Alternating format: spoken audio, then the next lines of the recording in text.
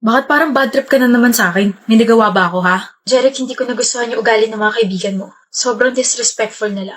Minimension pa nila yung ex mo sa harap ko tapos ikaw, natatawa ka pa. Halata namang they don't like me. That was just a joke, Mila. A joke na nakakasakit ng damdamin ng girlfriend mo. Masyado lang attached yung mga kaibigan ko sa ex ko. Kaya pala inaasar ka pa rin nila sa ex mo? They even mentioned kung gaano kayo kakomportable sa isa't isa. Ganon sila ka-attach sa kanya? Na nakalimutan nila may bago kang girlfriend? Wala na akong magagawa doon. Ganun na talaga sila. Hayaan mo na. Hayaan? Jeric, I'm still hurting. E nahayaan lang sila? I can't leave them for you. Mahalaga sila sa akin. Hindi kita pinapapili. I know.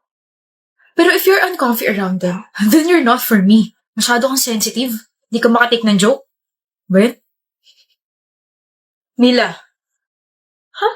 Are you okay, babe? May naalala lang. Okay. So, here are my friends. Si Ice at saka si Francis. Guys, this is my girlfriend. Si Mila. So, totoo ka nga. Huh? Nag-i-exist ka nga talaga. What? Halika na, Bi. Nung pinakita ni Gian yung picture mo sa amin, hindi kami naniwalang papatulan mo siya kasi pangit niya eh. Tigilan niyo nga ako. Anyway, grabe, totoo ka nga talaga. I'm Francis, this is Ice. Don't worry, aalagaan ka nitong utol namin kahit mukhang hindi niya inaalagaan sarili niya.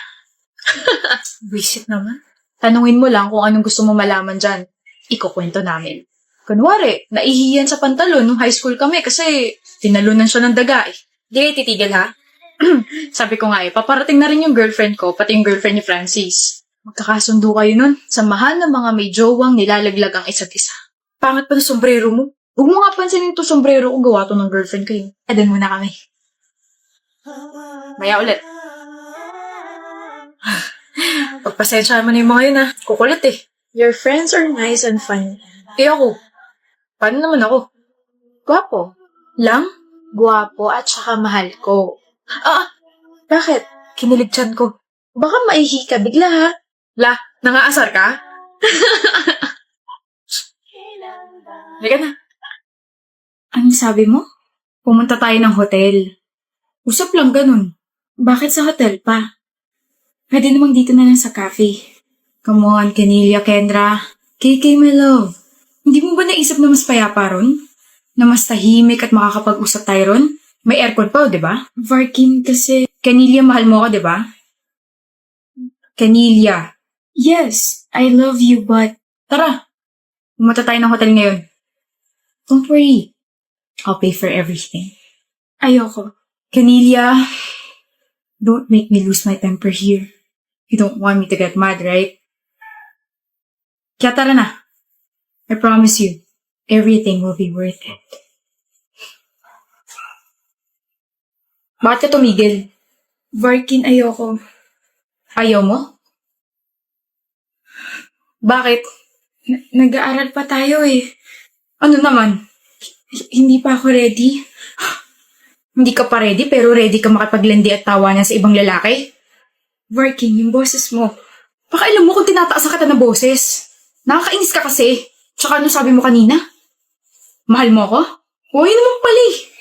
Bumigay ka na. Huwag mo akong pilitin. Hindi kita pinipilit. Inuutusan kitang babae ka. Wala ka nang ibang magandang ginagawa tapos ganito ka pa. Tara na kasi. Hindi mo talaga ako mahal, no? Ano? Huwag mo akong dramahan, Canelia. Hindi mo talaga ako mahal, Varkin. May gusto ka lang makuha sa akin pagkatapos nun, itatapon mo na lang ako na parang basura. Paano mo nalaman? Tain na, matalino ka nga pala. Bakit? Wala lang. Trip-trip lang namin magkakaibigan. Hindi ka naaawa sa akin?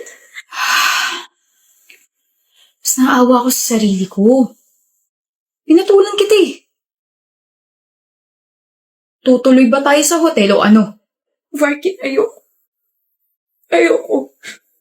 Ayaw mo talaga? Tiga Batangas ka pa, di ba? Umuwi ka mag-isa mo. Paka-arte nito.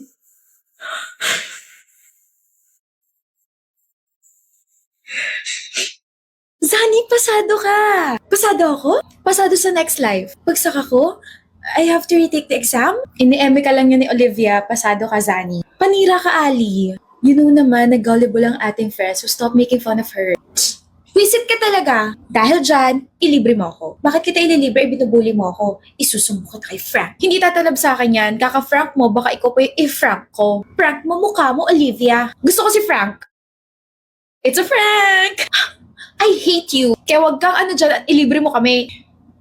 Mommy, I'll be home late. I'll be with my friends later. Tapos tomorrow po, I'll be with Frank. Do you have allowance pa? I can give you more. Hindi na po, Mommy. I have ipon pa. Hindi na namin nakikita si Frank. Pakisabi sa kanya, nagtatampo na kami ng dad mo. Dumalo ka mo siya rito. Ihahatid siya kasusunduin niya naman po ako tomorrow. Kaya makikita niyo na po ulit siya. Tuloy, alam kong siya po ba talaga yung anak niyo or ako? Frank is a very responsible man and I love talking to him about business. So sinasabi niyo po hindi ako responsable? Shh, sige na, gumala ka na.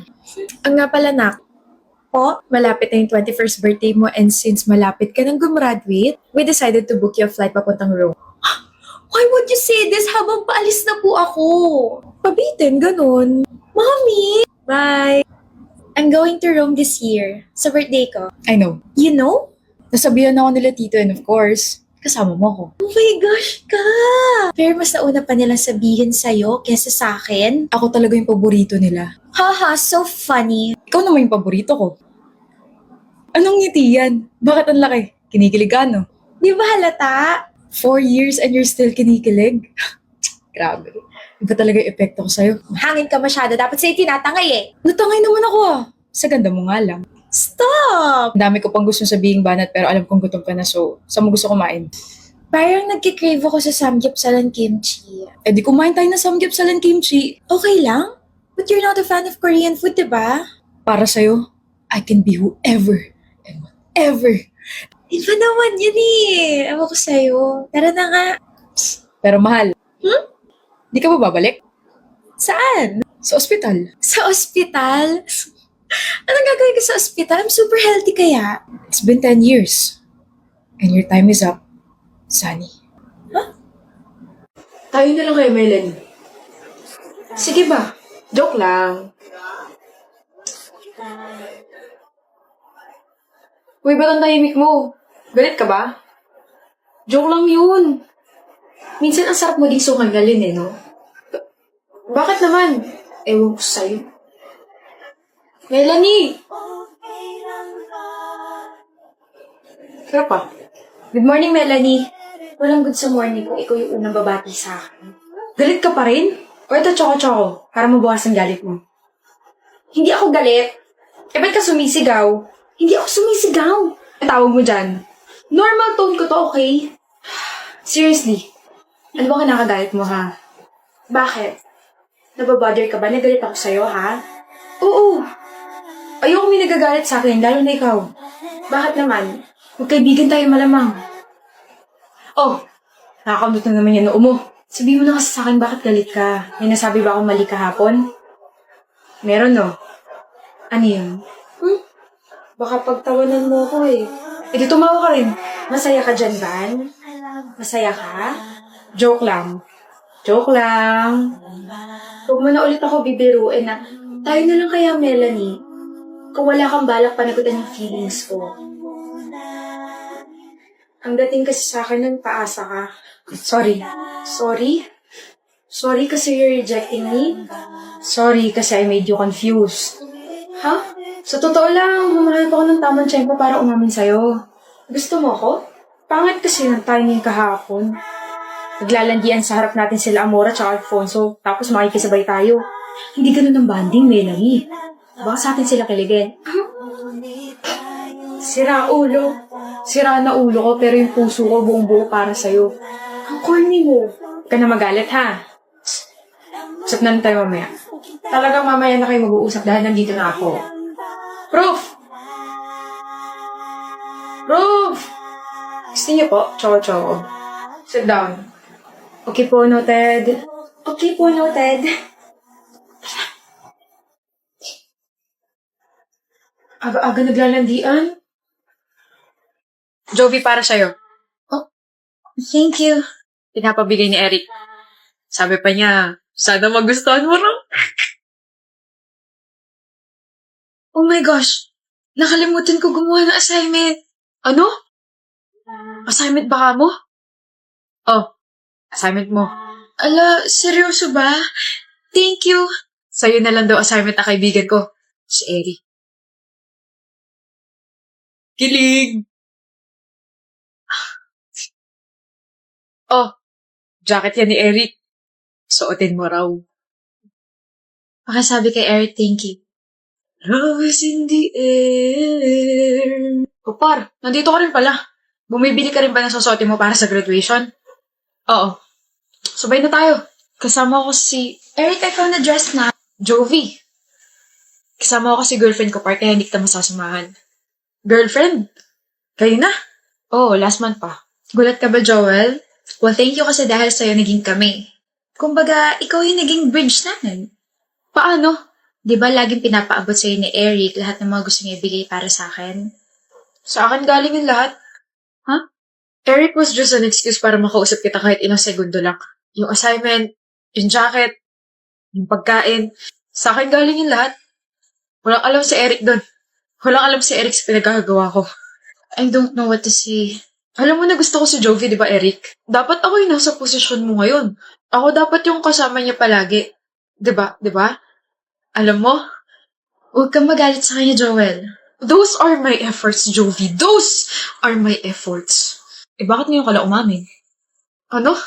It's your fault kung bakit ganito yung nangyari, par. Magalit ka sa sarili mo at hindi sa amin. Okay, alam ko may gusto ka sa kanya, pero ang tagal ko na siyang gusto rin eh. Yung bagal mo. Tope, tsaka duwag ka pa. Aamin naman ako, pero Jovi, please. Those are my efforts, diba? Marami pa akong binigay para sa'yo. I'm sorry.